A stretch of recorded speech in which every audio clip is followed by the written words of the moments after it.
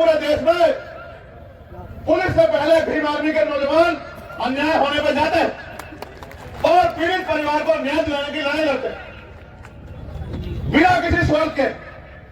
उत्तर प्रदेश में माननीय काशीराम साहब के नेतृत्व में आपने प्रयास किया और एक समय ऐसा था कि आपकी राजनीतिक हैसियत थी, लेकिन आज आप महसूस करो, जो लोग हम पे सवाल खड़ा करते हैं, हमारे संघर्ष पर सवाल खड़ा करते हैं, आज आप महसूस करो कि 2012 में हम लोग नहीं थे, 2014 में जब वो शून्य पे आए हम लोग नहीं थे, 2017 में जब वो 18 सीट पे हम लोग नहीं थे, 2019 में जब मिले जुले गठबंधन में वो 10 सीटों पर तब हम लोग नहीं थे।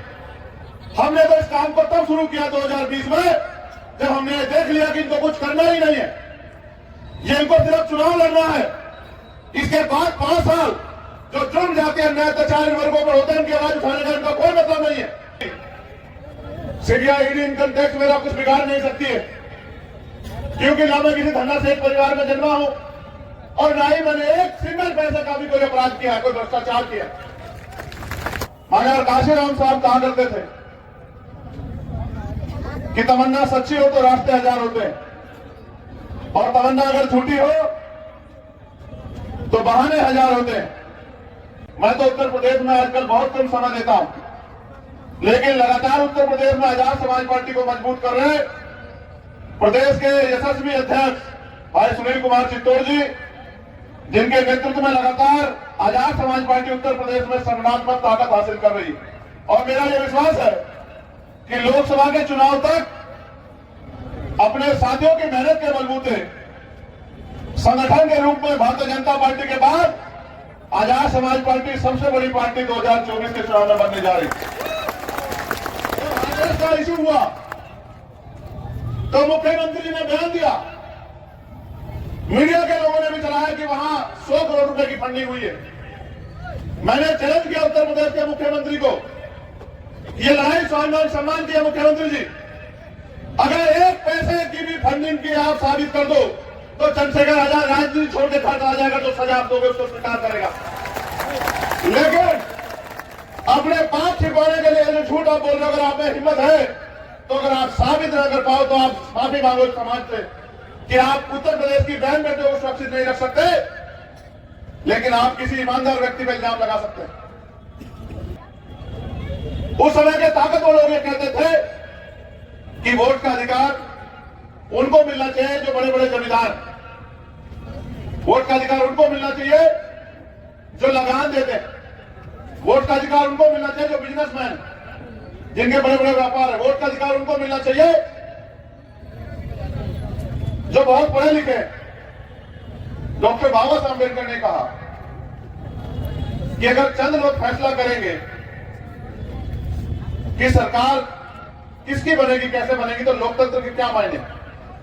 जब हर बालिग व्यक्ति फैसला करे, चुने, तब जाके लोकतंत्र असल मायने में आएगा। और वो चाहते थे, जब उन्होंने वोट का अधिकार दिलाया तो उन्होंने कहा कि आज मैंने रानी का पेट चीर दिया, आज के बाद राजा बैलेट वोट से तैयार होगा, आपकी वोट से तैयार होगा।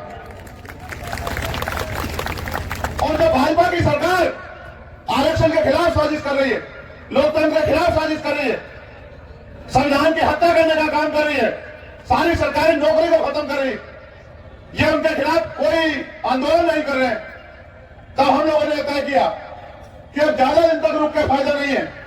अगर ज्यादा दिन हम रुके रहे तो एक समय ऐसा आ जाएगा कि लड़ाई खत्म हो जाएगी, ये देश फिर से राजतंत्र के हाथ चलो चला जाएगा, जिसका प्रयास मोदी जी कर रहे हैं कि चंद पूंजीपतियों को मजबूत कर रहे हैं और बाकी व्यापारियों को, छोटे व्यापारियों को खत्म कर रहे हैं। जो सरकारी नौकरी हमें पैरों में खड़ा करती थी, उस सरकारी नौकरी को खत्म कर रहे हैं। ठेका, संविदा, इनके नाम पे आरक्षण की हत्या करके अपने लोगों को बिठा रहे, लेटर एंट्री से अपने लोगों को बिठा रहे। तब हमने इस काम को शुरू किया और आज आपके संघर्ष से देश भर में यह चर्चा है कि राजस्थान को 3 तारीख को जो परिणाम आ रहे हैं, वो परिणाम ऐतिहासिक होंगे।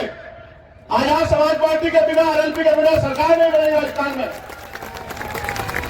अगर आज ऐसा हुआ है, इसके लिए उत्तर प्रदेश के लोग बधाई के पात्र हैं, क्योंकि मेरा जन्म उत्तर प्रदेश में हुआ और मुझे संघर्ष करना आप लोगों ने सिखाया, मुझे ताकत आप लोगों ने दी है।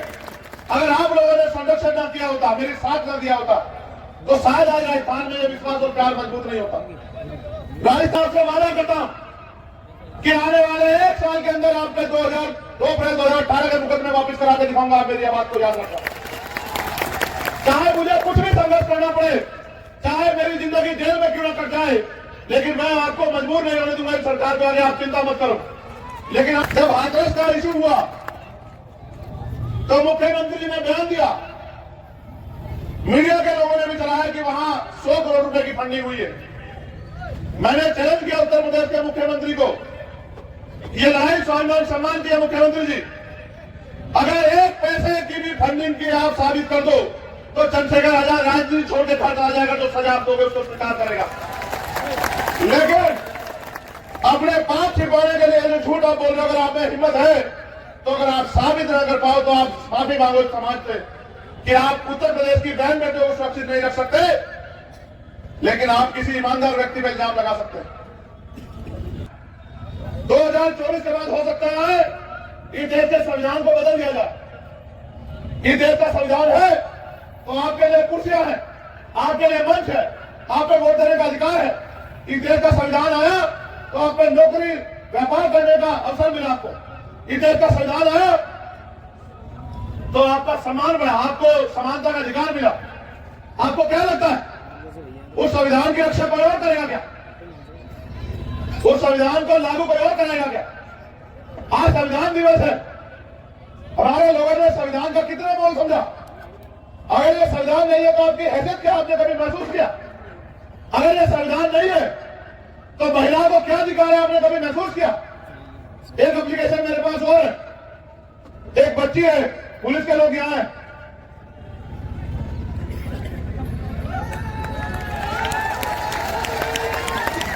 ये बच्ची है कामनी प्रजापति, इसकी उम्र 13 साल है और इनके पिता है भगवान दास प्रजापति जी, निवासी लॉयर्स कॉलोनी दयालबाग।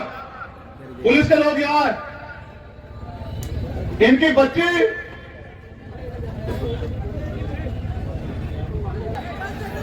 इनकी बच्ची 13 साल की बच्ची 1 महीने से गायब और अभी तक कोई खबर नहीं है।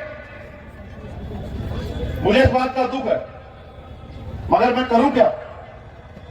आप लोग अपना काम जिम्मेदारी से नहीं करोगे, मजबूत नहीं करोगे अपनी पार्टी को, तो राजनीतिक ताकत मेरे हिस्से में नहीं आएगी तो पुलिस मेरी बात क्यों सुनेगी?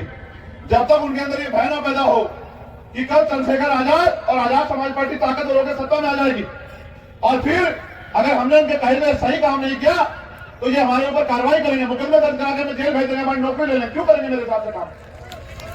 आज अगर गरीबों को उत्तर प्रदेश में न्याय नहीं मिल रहा है उसके जिम्मेदार आप लोग, क्योंकि आप अपनी राजनीतिक ताकत नहीं बना रहे, आप अपना काम नहीं कर रहे।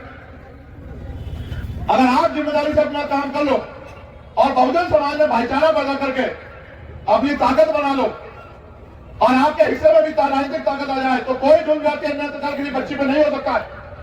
एनसीआरबी का डाटा बढ़ाओ कि क्या हाल है उत्तर प्रदेश में, अपराधी खुलेआम घूम रहे हैं तुम्हारी वजह से। मुझे सरकार से कोई वो नहीं है शिकवा, क्योंकि मैं जानता हूं सरकार तो यही करेगी, जिनकी सरकार है उनका काम करेगी, आपका काम नहीं करेगी। आपको उनमें कभी कभी भाई अपने नजर आते हैं, आपकी जाति धर्म के लोग जो उन पार्टियों में कभी कभी आप उनके साथ जाना चाहते हो, लेकिन जब आप पे जुर्म होता है आपको एहसास होता है आपकी लड़ाई लड़ने वाला कोई नहीं। इन्होंने लिखा है, भाई चंद्रशेखर जी आप बहन बेटियों की रक्षा करने वाले और न्याय दिलवाने वाले भगवान हो। मेरे माता पिता का रो रो कर बुरा हाल है, मैं आपसे हाथ जोड़कर विनती और निवेदन करता हूं कि आप ही हमें न्याय दिला सकते हो। क्या करूं मैं, कैसे दिलाऊं न्याय? आप सोचो, जब तक आप अपना काम जिम्मेदार से नहीं करोगे, जब तक आप ये टोपी आपने पहनी है, टोपी पहनाना मुझे बंद नहीं करोगे कि मेरे सामने मुंह दिखाई बात करो काम करो, तब तक नहीं बनेगा। जिम्मेदारी जब तक नहीं उठाओगे, अपनी गली बस्तियों में जाओ और ये पूछो कि जब बाबा साहब ने कहा था कि रानी का बेटा राजा नहीं बनेगा, राजा वो बनेगा जो हकदार होगा, तो चंद्रशेखर आजाद में क्या कमी है?